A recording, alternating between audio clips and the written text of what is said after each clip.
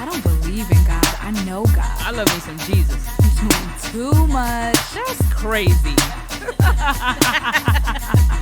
That's on the next episode. It's the moon reading. I rock with you, YaYa. It's all love. They better listen to this advice. We good. You crazy, girl. This is what this show is about, all right? We Put keep the it real. real and real talk, the God in God talk. And that's a wrap.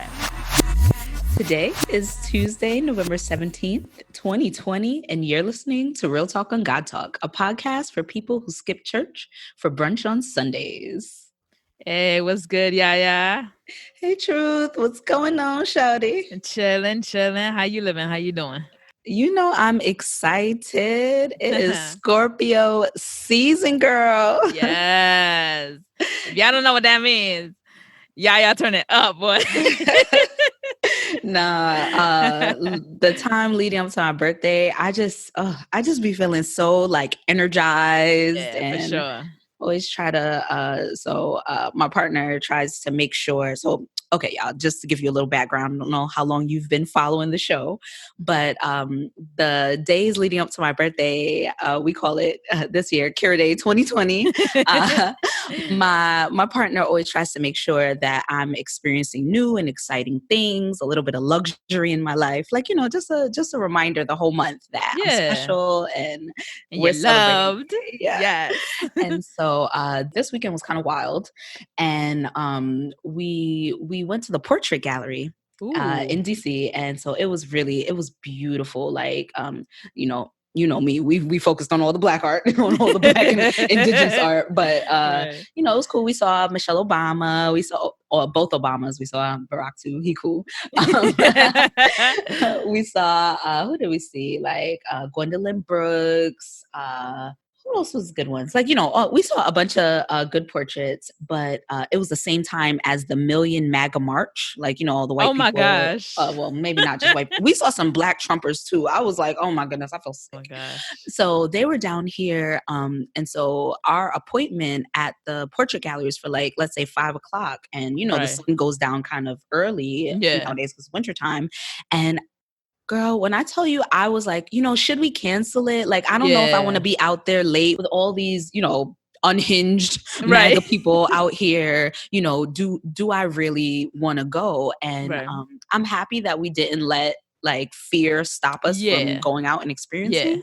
But it's just, I can't believe in the year of our Lord 2020, I can feel such distinct racialized fear. To go outside of my house. Right. Like, what the hell? Yeah. And so I know I started on a high note with my birthday, and I'm still there, but I feel like it's just so indicative of 2020. Yeah. Like, we have the amazing connections that we are making with our families, and, you know, where life still goes on. Right. But in the background, there's all this madness. Right. It's like the noise in the background. Yeah, it's just like a reality, right? That's like we can't escape it. Yeah. So that's me. I'm okay. I'm in Scorpio season, enjoying that new moon energy from the 15th. Yeah. I feel like we're in a time of portals, transformation, and change. I know I'm getting deep on y'all real early in the episode. It's not the moon reading yet. Right. But yeah, it's definitely, I'm trying to take advantage of this time and this energy that I have. But that's me. How are you? I'm chilling, you know, just one day at a time, taking it easy. You know, the weather has changed, and so it gets darker earlier. So by like 4 o'clock, I'm like, everybody just be home. Everybody come back inside. So if you made it outside, for real, yeah, because like we were saying, if you're working from home, depending on what time you wake up, you waking up in the dark. You get up for work in the dark.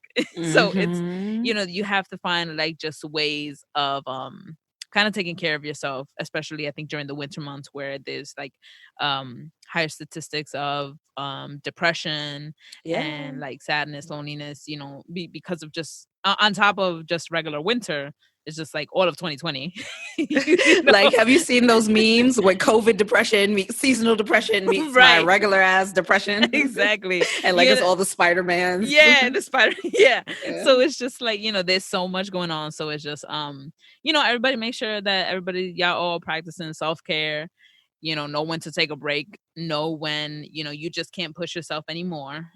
Be cautious, reach out. to anyone in your circle or even outside your circle if you need to. Yes, we are all going through like 2020 together, but we are all experiencing it in different ways. So, allow yourself that space. And then other than that, we just been here working, real talk on God Talk, making stuff happen. And that's about it for me. Okay, well, I think that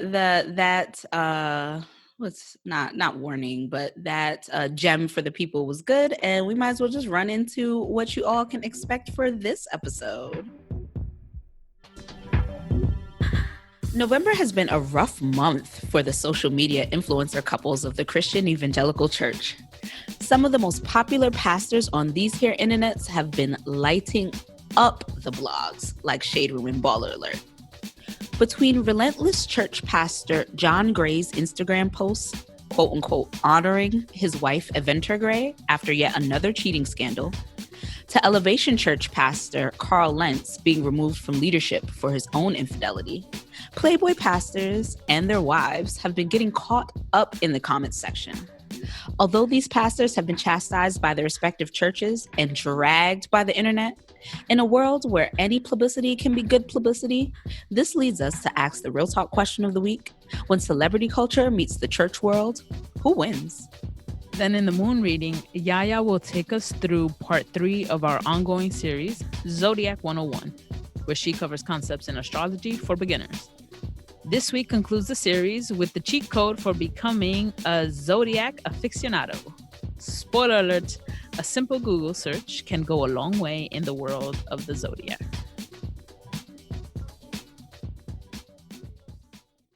All right, True. So let's jump in. What is the sitch? Give us all the tea, girl. Girl, okay. So, back in 2019, we'll talk about the first person that we're going to talk about today, which is John Gray. So back in 2019, John Gray did an interview on The Real, and he was like really like emotional about an affair he had. Right? Wait. So I'm going to give a little bit of context for the people about John Gray, right? Gotcha. So Pastor John Gray, he's the lead pastor of Relentless Church. That is a like 15,000 plus member. Mm-hmm. Oh, man. Noise pollution. So basically the 15,000 plus member evangelical mega church in Greensville, South Carolina, and that's only the people that go in person. We're not talking about the 200,000 that be watching on YouTube, Instagram, whatever. On stream. Yeah. So, he has his verified accounts, thousands of Instagram followers. And we had actually covered him during our season 1 episode, Paper Chasing Pastors. Look at that. So, this dude is fly. He's all Gucci, everything, Gucci down to the socks. Right. So continue.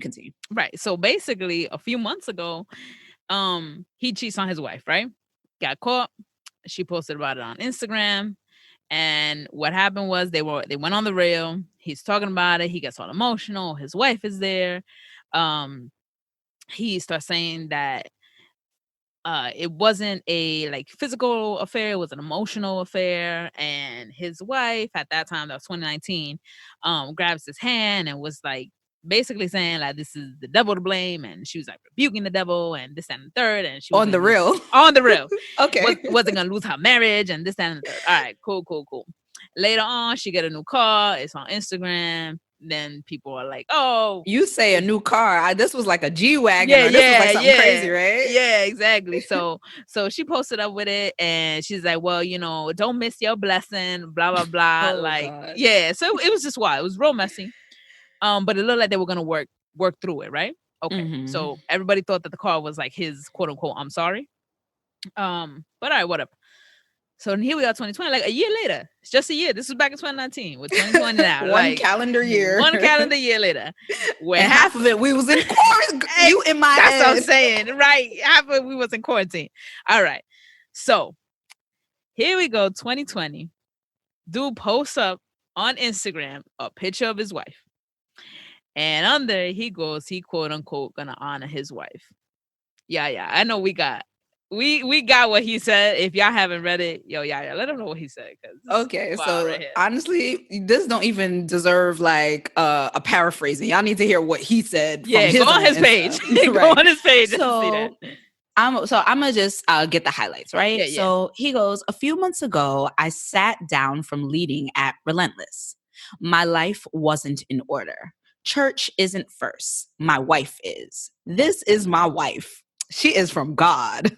She is a life giver. She is a kingdom builder. Okay, hear you. So he says some other stuff, talking about his wife, some nice stuff. So I never knew what consistent discipline, planning, leadership, manhood, or personal holiness in action from a man's standpoint looked like. Living a shadow life, God was unwilling to let me die assuming I was whole. I failed to uphold the holy standard of God in my marriage, and I'm sorry. Although you are the only woman I've ever slept with, okay, emotional unfaithfulness is just as wrong. Sin is sin. People want to minimize one sin over another when it all can get you sent to hell. Okay. My marriage forced me to face both of me. Okay. Flesh versus spirit. It is every man's battle. Loving God isn't enough. Preaching Jesus isn't enough. Face yourself. Get delivered. Or hurt the ones who actually love you the most. And so then he goes on to talk about their counseling, all the pain. I'm your husband, father of the kids, yada, yada, yada. I'm sorry for 2004 and I don't want to mess up no more. Like, we get it, sir. Right. That's exactly it. So this is so messy. Drama. Yes. So it was there's so many issues that I saw with that post.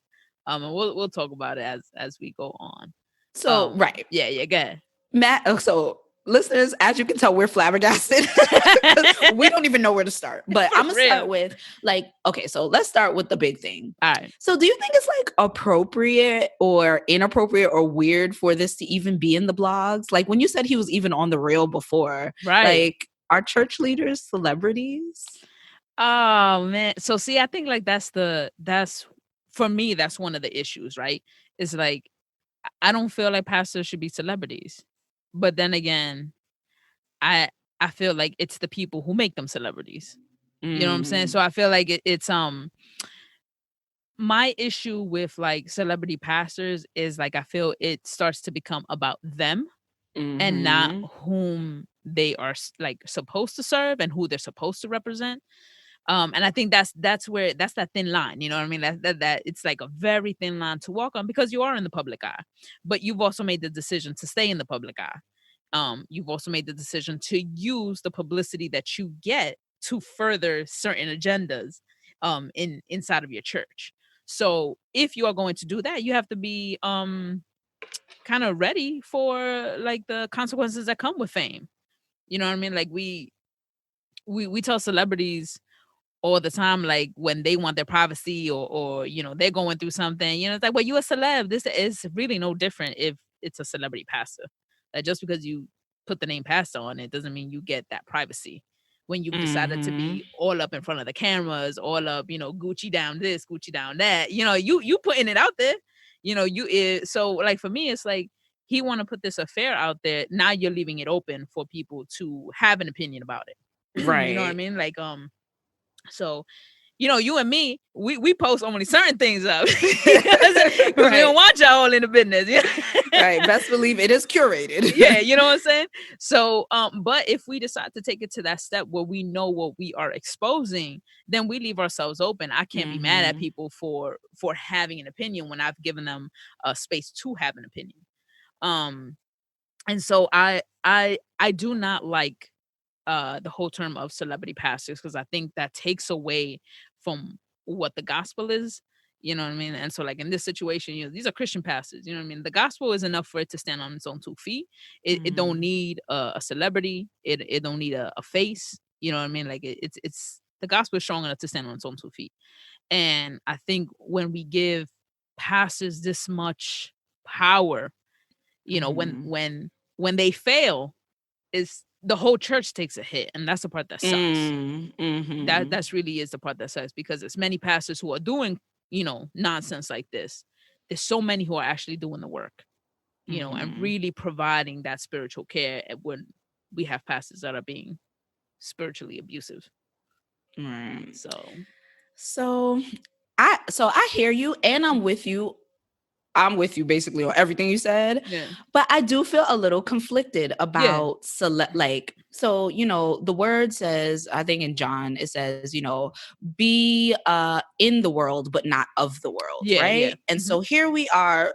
Let's be real. We ask, you know, should church culture be celebrity culture, or like, should pastors be celebrities? But nowadays, every leader is a celebrity. That's exactly it. Like politicians are celebrities. Dr. Fauci, people talk about him like this is MD doctor. This ain't no celebrity, but people are writing comments about him on Instagram about how he look like. Right. And so I think that it's a bigger problem in our culture about like the worship of celebrity. Yes. That, you know, extends into every aspect of our culture. Yeah. But I think that there is some merit, or like there's something there when it comes to, if the church is a living and growing organism, we have to live and grow with the times. And Absolutely. If the times and technology, like the way that we interact with media says, you know, our leaders are celebrities. And so we look at what they wear, we look at their relationships, we look at these things. Yeah.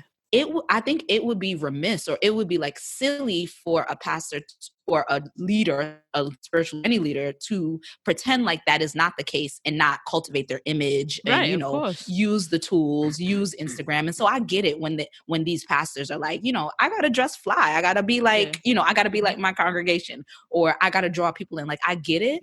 But it is a very slim balance because it's like, ultimately, if what you're saying as a spiritual person or a Christ-driven person is that your value is in the spirit, not in the material world, well, celebrity culture is about the material world, period. Right. And it becomes a case of like, here you are saying that you value the inside, but you it's about ego. Like, no matter what, it's about you, your image, your whatever. Like, even in John Gray's thing, like, it's all about him. Bro, when he says, although you're the only woman I've ever slept with, it's like, who emotional unfaithfulness. Come on. Yeah, like, why are you what is your purpose for saying that part? Right, exactly. Like, are you apologizing selflessly? Is this about you and your wife for real? Like, are you apologizing selflessly to her? Or are you trying to continue to cultivate your image of, hey, church people, you know, I cheated, and so I made mistakes, but it's not that bad, because it wasn't physical. Like, you don't have, in my opinion, it doesn't have to be all that. If it's really about the apology, but if it's about you and your image and, you know, that stuff, then you gotta mitigate it's damage control. Yeah, it's just like any PR consultant would have told him that, right? Like, and so the thing is, like, if it is about the apology, why are you putting it on Instagram? Like, well, you know, people be living their whole life on Instagram. You know, but that's it. So see, right, that's exactly it, right? It's because it's like, we not your wives, B. We not your wife. Like, that's couldn't be right. Couldn't be me. Couldn't be me. Let me stop. Let me be kind. But it's also like, and this is something obviously we won't know, right? But it's like, because the quote unquote the honoring of his wife had more to do with him than honoring his wife. Like, it just meant, you want to honor your wife, you know, stop cheating, bro. That's how you honor your wife. You know what I mean? That's really it. Stop trying to apologize every single year for having an emotional affair. And get a therapist. You know what I'm saying? Honor your wife in those ways. You know, because you keep coming back here to the same platform to apologize. How many more times are like your congregation? How many more times are they supposed to take you serious? Yeah. So, you know, we'll get into like, I think we're both on the same page about how, like, as an individual, this affects you and your marriage, but it goes on beyond. Because, like, when you read the comment section, mind you, I am not even like in the body of the church right now, and I feel embarrassed that you are desecrating and disrespecting your marriage, your position, your church in such a way that you have people talking reckless about Christians. Like, this is why I don't, you know, y'all all hypocrites, y'all all liars. What did they called him? Offset in a pulpit? Yes. Like, come on. Like, why you got people out here like your personal decisions and your ego and your fame is really looking badly upon the people that follow you and trust you. Yeah, and so that's the point, right? Because it's like these pastors make a decision that affects so many other people except themselves for nothing more than ego, to satisfy their own ego. And so think that just because I'm getting on here and saying I'm sorry, that forgiveness should just be extended automatically. You know what, though? I will say we could even kind of take it more macro and move it away from even like John Gray, right? Yeah. Pastor John Gray. Yeah. There's Carl Lentz, who's Justin Bieber's spiritual advisor. Like Hillsong dude, right? Yeah. Mm-hmm. You all might be familiar with him. He's like a hipster, kind of like this white guy, hipster evangelical pastor, looks cool, or I don't know. When you think of evangelical pastor, like that's his right. right. That's his whole steezy. Apparently he too is some type of player from the Himalayas, and had a cheating scandal, cheated on his wife, and the church Elevation actually asked him to step down as well. Which I was really surprised at. I told you that when you told me that. I was like, oh, they asked him to step down. Usually from what I know, they ask you to sit down for a season, kind of let people forget what happened. Let it die down, let the drama pass. Then while in that season, like you're supposed to be working on something like inspirational. So when you come back out, people are like changing the conversation, So I was really surprised that they asked him to step down.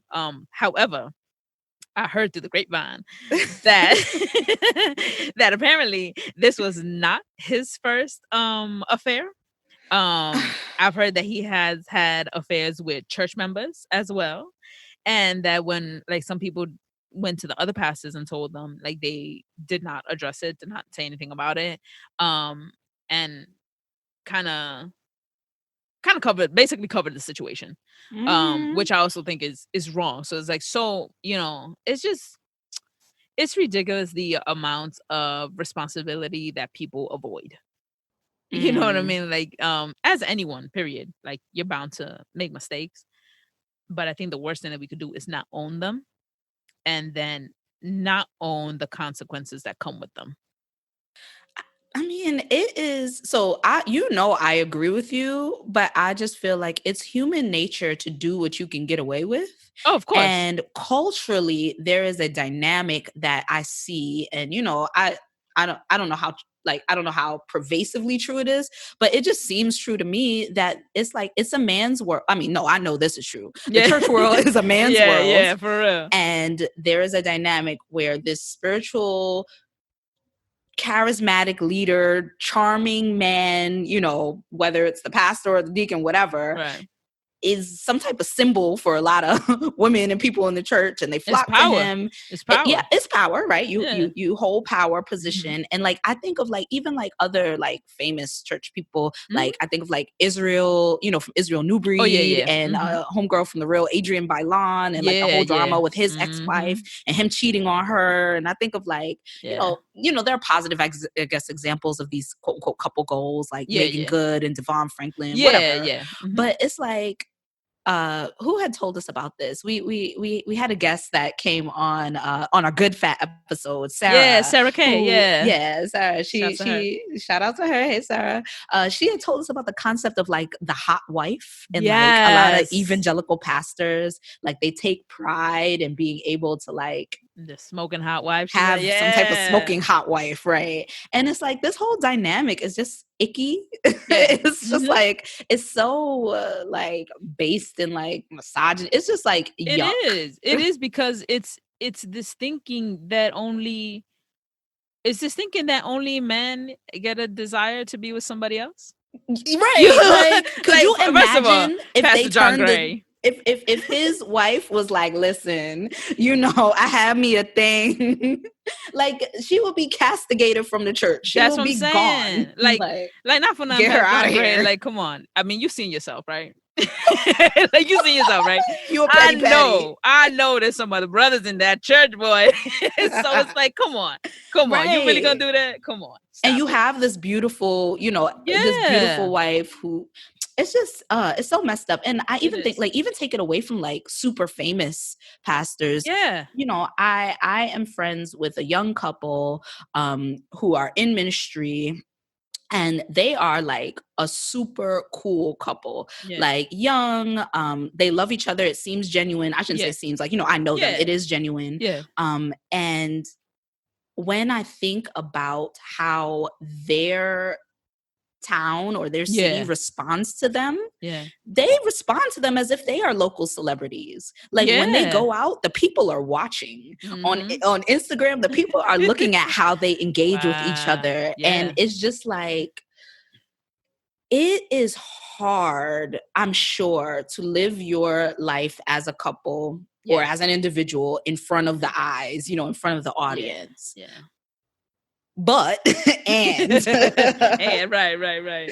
But and I think that you are a person in a position of power, and so you have responsibility. And when I think about someone like John Gray, I just think about you are failing your church by not even just in the action, but in how you handle and talk about it.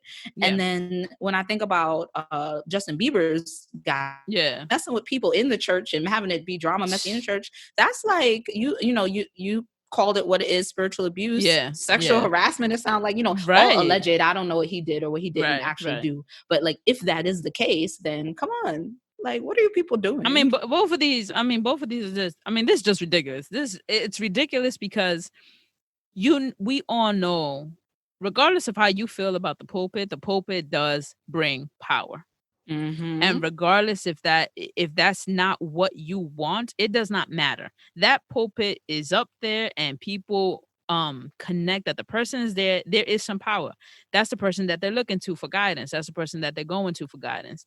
And so with that, as a pastor, a minister, a lay leader, anybody in the church, like, you have a responsibility to that, to not abuse it, to not abuse. And like, if like, and I'm going to say this very loosely, like regular people got to be careful about temptation, even more so in the church. I don't care what nobody says, right? Because you have so much more access. Yes, like, you have so much more access. And then like, not everybody who is attending the church is in the same spiritual line that you are, let's say. Okay, some people are just going there because it's habit. Some people are going there, some people don't know what they really believe, and they're seeking, you know what I mean? And that's your role to help, not to abuse. That's not your, this ain't a data, so this ain't for you to charm people. And look for your charming ass. Like, what's wrong with you? You know what I'm saying? Like, go on. And then I think what makes me even more upset is the apology. It seems, I feel like all these pastors are just copy and pasting these apologies because they all sound the same. I failed as this. I didn't know this. I didn't know that. Listen, bro. After a certain age, these excuses I feel like they are no longer applicable because we have resources. But see, I'm sorry, but that just points to the reflection of celebrity culture. Like, that's what these celebrities do. So I say something racist, and the people don't like it. Okay, I'm gonna just say, oh, I'm sorry, I didn't know. I will never do this again. Please let me keep my endorsements.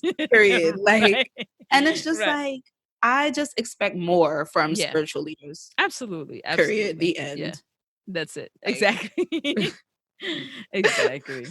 When someone says period, what do you say after? You should be like, okay, yeah. Okay, you're right. No, but let me ask you though. Go ahead. So in terms of this whole situation, so John Gray, it seemed like he made the decision to step away for a while himself. You know, I don't know. He could have been asked by somebody, but it seemed like he made the decision. It looks like Carl Lentz was asked by the church to step down. Do you think that these leaders should be publicly called out and forced to step down from their positions because of infidelity? So I think, yes, I think if you're the church theology, right, is that in your marriage you should be faithful. I mean, I know some churches are wild, but if your church is teaching that it calls for both sides, you know, to be faithful and what a marriage should look like, and you are asking that of your congregation, and you are not delivering that, then yes, you should step down, because as a leader, you cannot ask something of your congregation that you cannot do yourself. Two, I feel like as a pastor, I'm not a big fan of doing stuff publicly, because I feel it's just like, at the end of the day, it is a job, right? These people are on payroll, so I feel like, you know, I didn't even think about that. Yeah, you know what I'm saying? Like, people are on payroll. You know, ain't nobody firing me in public. You know what I'm saying? Here go to, can I see HR at the church? Can I get Sister Betty? Because exactly, you know what I'm saying? So I feel like I don't think it needs to be publicly, but if they have made it a habit in their church to do this, if which you call everybody else out, then, right? You know, and so for that, like I am not a fan of calling stuff out. I think it does a lot more harm than good. I think if people have gone through something and they willingly want to talk about it afterwards, then that's on them.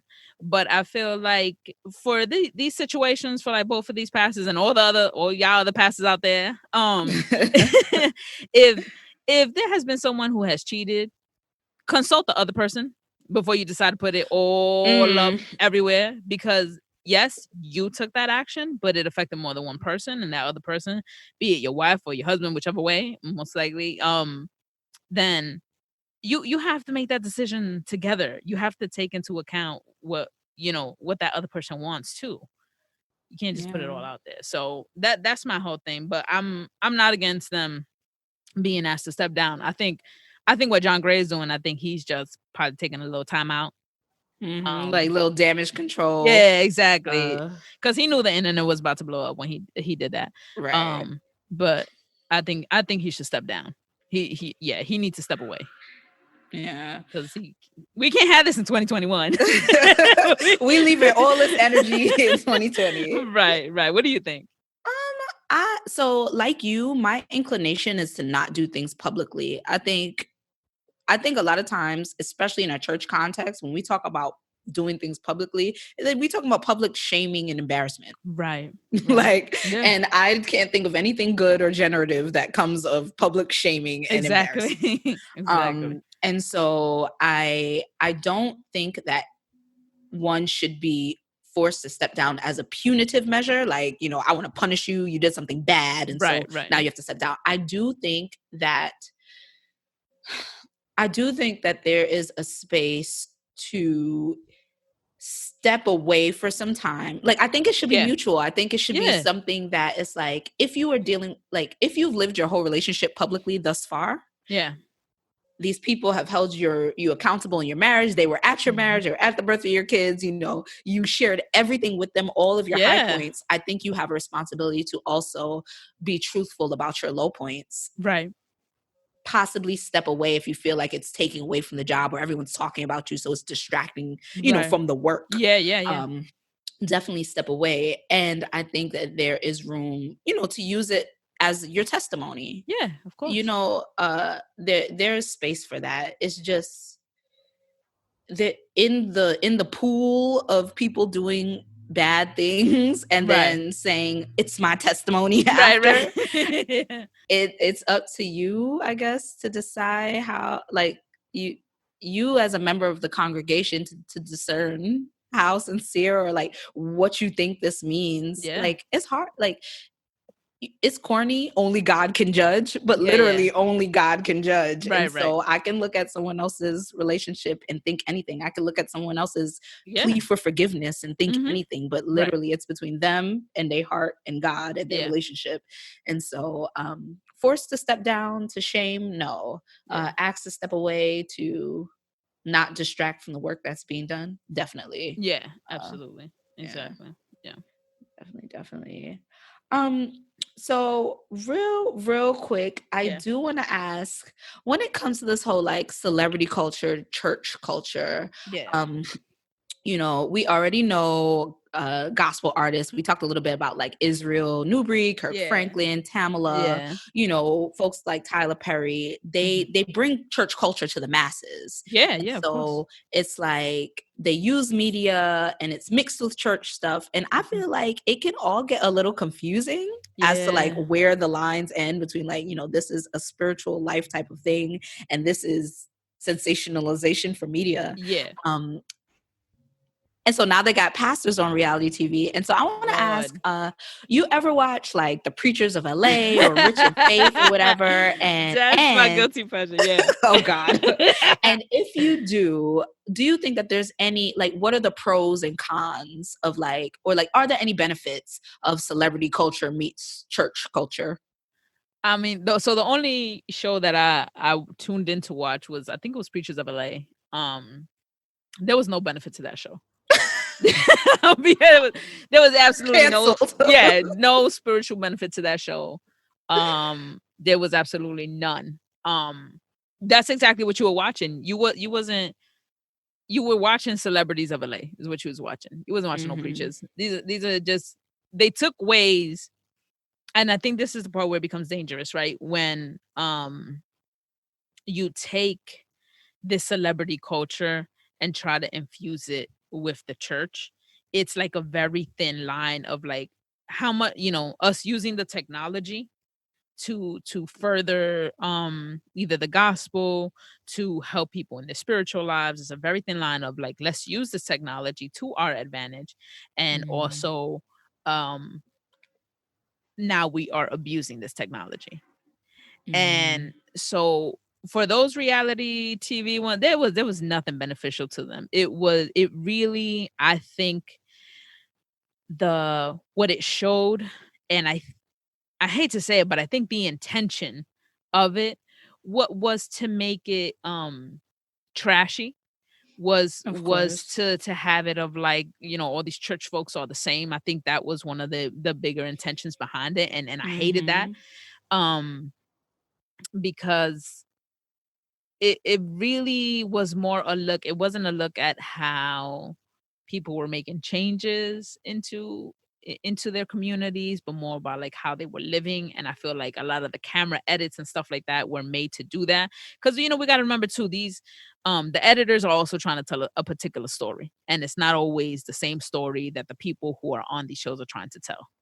So, you know, it's just being very conscious of that as well. But I don't think that did anything for the church other than make pastors think like, oh man, I need that new watch. You know what I mean? Like, I don't, and then it was whack. It was so sad to watch, you know. And the thing is that it is presumed that people do not want to watch something good of the church.